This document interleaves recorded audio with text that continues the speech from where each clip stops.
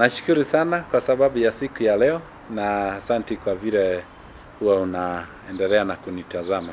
I don't take it for granted, so God bless you. Mimi naitwa Kenyo Wairato na najua wengi huwa wananijua kwa sababu niko nashona viatu pale Dandora, na nashukuru kwa sababu Mungu alinisaidia kutoka pale. Najua the Bible says in the book of Job 36 and verse 5 that God is mighty but he does not despise anyone.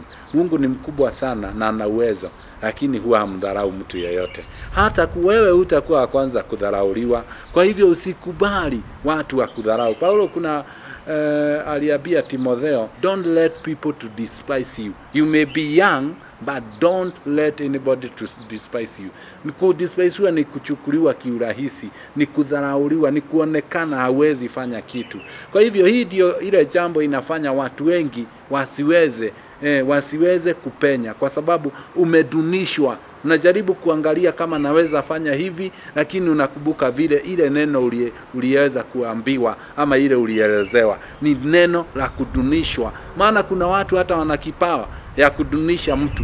Wakikuona hata wakwambia angalia yule, wanasema angalia kale ka mtu. Kwa hivyo ukishika yale maneno ingie ndani yako, unaanza kujiona wewe ni kama mtu duni, wewe ni kama mtu mdogo, mtu ambaye hawezi inuliwa. Lakini nakwambia hata kama wewe umetoka wapi, hata kama saizi yako inatoshana aje, Mungu ni mkubwa sana, lakini hamdharau mtu yeyote. Kwa hivyo usikubali kudharauliwa, usikubali kudunishwa, kwa sababu wewe ni zaidi ya washindi.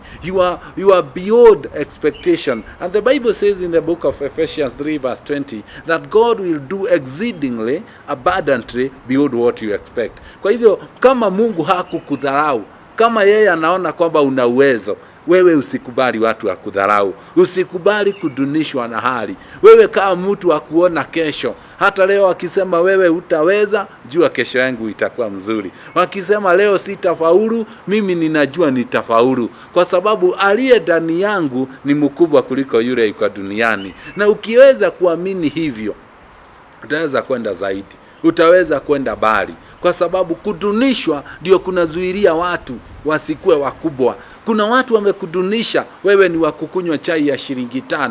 Kuna watu wamekudunisha wewe huwezi vaa nguo ya zaidi ya 500. Hiyo ni kudunishwa. Wewe jua hata kama hauna uwezo saa hii, unaweza fanya zaidi ya hivyo. Kwa hivyo usikubali kuwekwa mahali ambapo huwezi toka. Usikubali kuwekwa mahali ambapo ni